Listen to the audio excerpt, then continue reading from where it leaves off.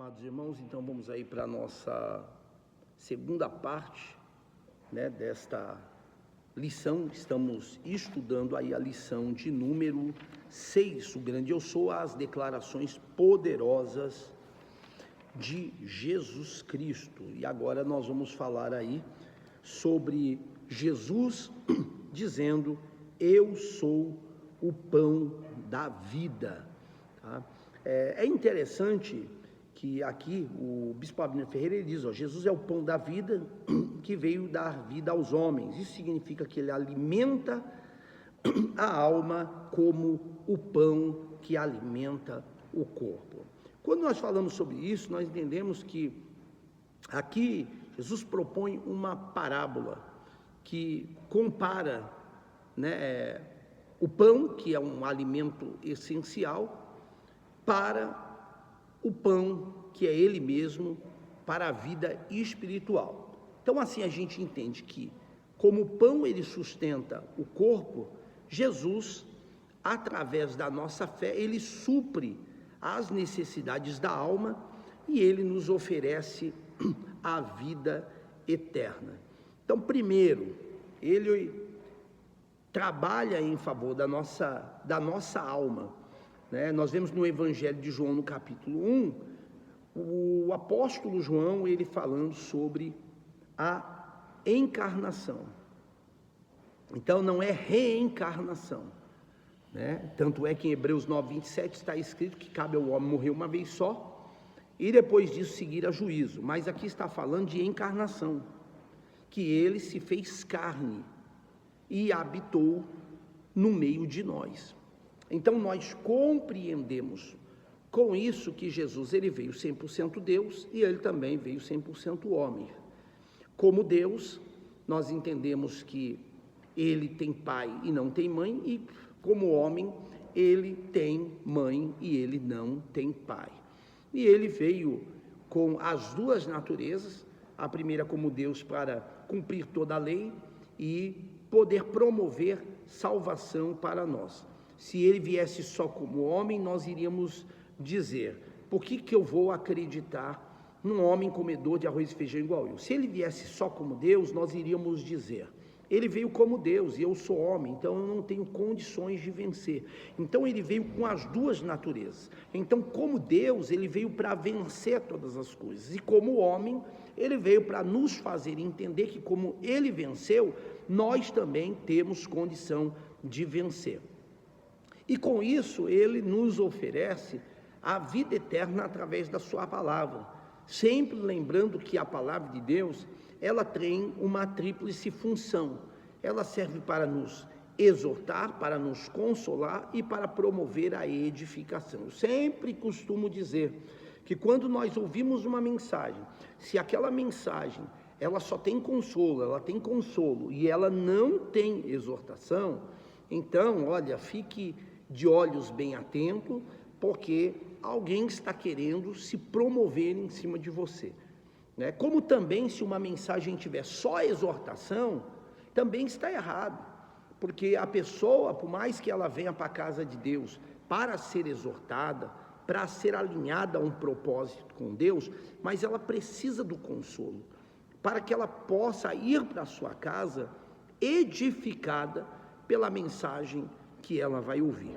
Então nós precisamos entender que a palavra tem uma tríplice função, e Pedro deixou claro que através da fé Jesus supre a necessidade da alma e oferece-nos a vida eterna, pois o Senhor Jesus estava trazendo uma palavra dura para os seus discípulos, e muitos começaram a ir embora, ao ponto de ficar só Jesus e os discípulos, e eles disseram, e o Senhor Jesus disse: olha, por que vocês não vão embora também, como muitos fizeram? E eles disseram: olha, a verdade é que duro é o discurso que hoje o Senhor está ministrando. E Pedro disse: mas para quem iremos nós, se só o Senhor é que tem palavra de vida eterna?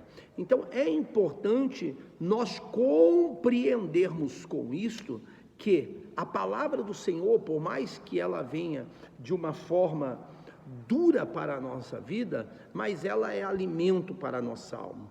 e no dia de amanhã ela vai surtir um efeito extraordinário sobre o nosso viver.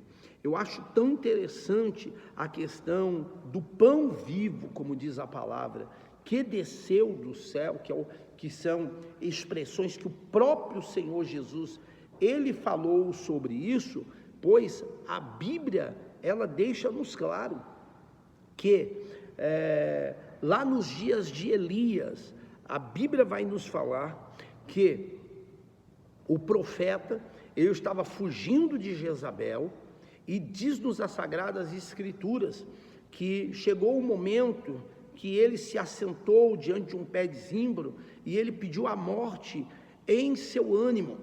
E diante disso, um anjo apareceu a ele, o despertou do sono e disse para ele: olha, come deste pão, beba desta água, porque longa é a tua caminhada. Ele comeu aquele pão, bebeu daquela água, e a Bíblia fala, resumindo aqui, que ele caminhou o caminho de 40 dias.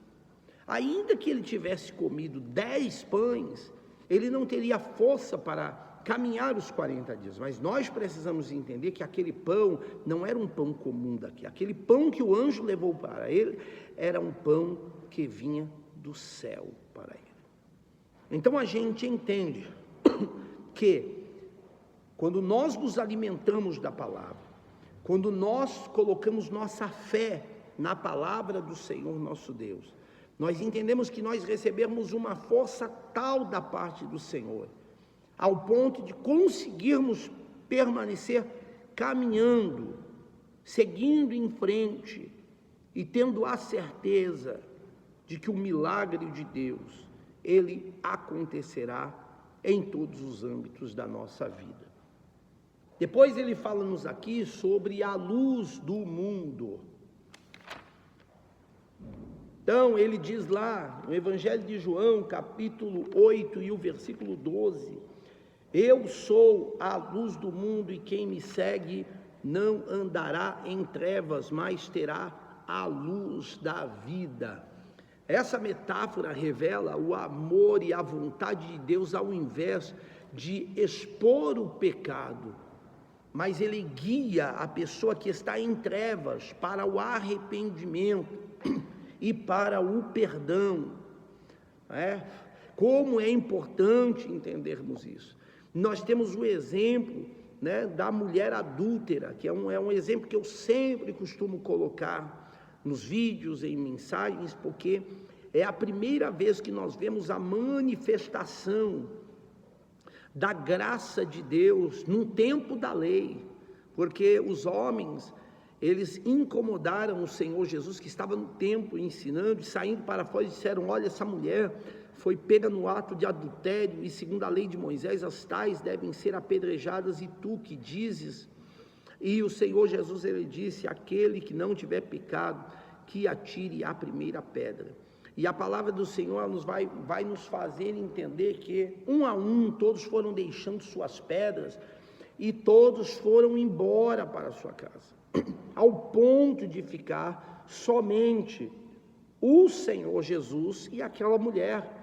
E o Senhor disse: mulher, aonde está aqueles que estavam te condenando? E ela, olhando aos lados, disse: todos foram embora, ninguém me condenou. E Jesus disse: eu também não te condeno, vá e não peques mais. Ou seja, ele é a luz do mundo. Quando uma pessoa está literalmente em trevas, sem condição de caminhar sozinho, nós vemos que ele traz a direção, ele traz a luz. A palavra do Senhor já diz: ele é lâmpada para os nossos pés e ele é luz para o nosso caminho. E aí nós fechamos aqui essa segunda parte da nossa lição, onde o bispo Abner Ferreira ele fala sobre a porta das ovelhas, e ele deixa-nos claro aqui um exemplo disso, que ele está se referindo ao costume dos pastores a usarem, o seu próprio corpo para proteger o rebanho. E é interessante que tem um texto aqui, na primeira carta, a Timóteo, Porque se ele é a porta das ovelhas, então ele é aquele que promove segurança às ovelhas. Ele é aquele que está disposto até mesmo a dar a vida, certo? Pelas suas ovelhas.